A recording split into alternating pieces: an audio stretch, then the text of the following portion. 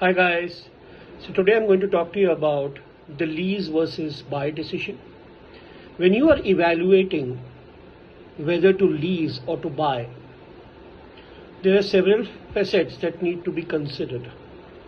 Let's say you are constructing a plant or you have a proposition to construct a plant vis-a-vis maybe taking it out on rent. Now when you do so, the construction part is essentially synonymous to buying it, and the leasing is obviously the lease part of it. How do you evaluate which is financially more viable?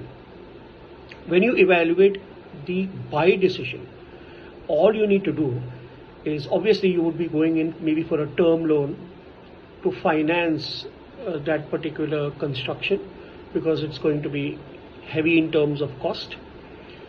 So you construct a loan amortization schedule that will give you the breakup of all the interest and principal payments that you will be paying maybe over the next 10-20 years.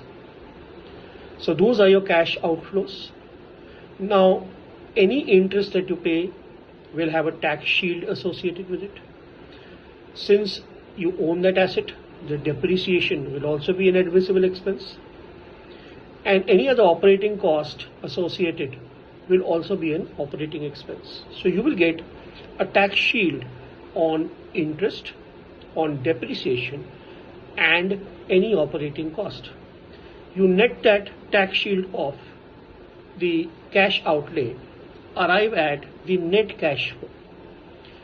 You can then discount all those net cash flows using the cost of capital that is used or deployed to finance that particular construction or acquisition.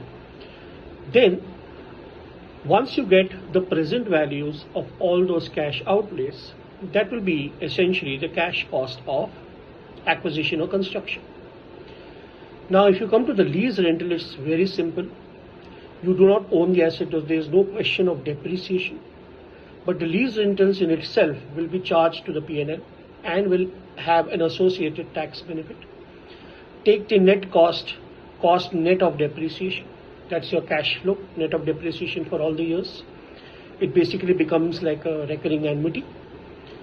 Find out the present value of the annuity and then use the same cost of capital or the cost of capital associated with your firm for the lease rental option. Arrive at the present value of all the cash flows, which becomes a cash cost for the lease rental option. On one hand, part A, you have the cash cost in current terms for the lease option.